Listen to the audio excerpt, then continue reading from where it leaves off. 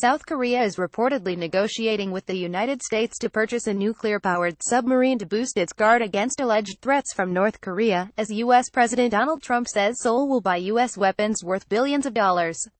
Multiple South Korean news outlets announced the news on Tuesday, the day Trump commenced his two-day visit to the Far East Asian country as part of his Asia tour amid escalated tensions between Washington, the South's key security guarantor, and Pyongyang over North Korea's nuclear and missile programs.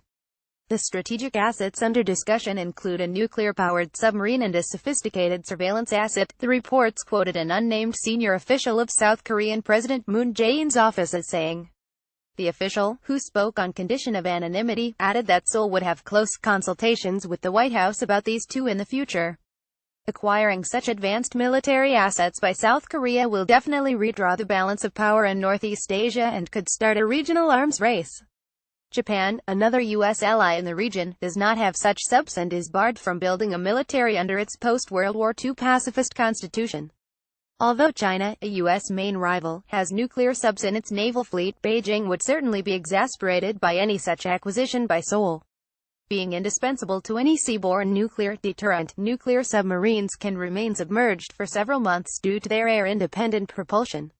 This capability gives them a far greater range than their conventional counterparts, the diesel-powered ones. U.S. President Donald Trump shakes hands with South Korean President Moon Jae-in during a joint press conference at the Presidential Blue House in Seoul, South Korea, November 7, 2017.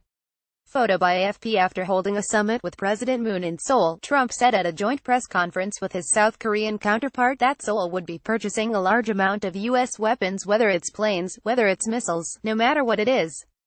The U.S. president added that Seoul would be ordering billions of dollars of that equipment, which for them makes a lot of sense and for us it means jobs, reducing our trade deficit with South Korea. Moon provided no specific details of the planned purchases, but he described them as essential for national defense.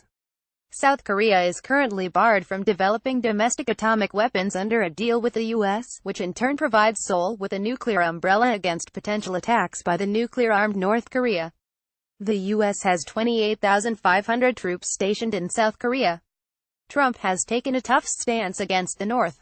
He has repeatedly threatened Pyongyang with military action, recently saying that the era of strategic patience with the peninsular country was over. Tensions have been building on the Korean peninsula following a series of nuclear and missile tests by Pyongyang as well as threats of war and personal insults traded between Trump and North Korean leader Kim Jong-un.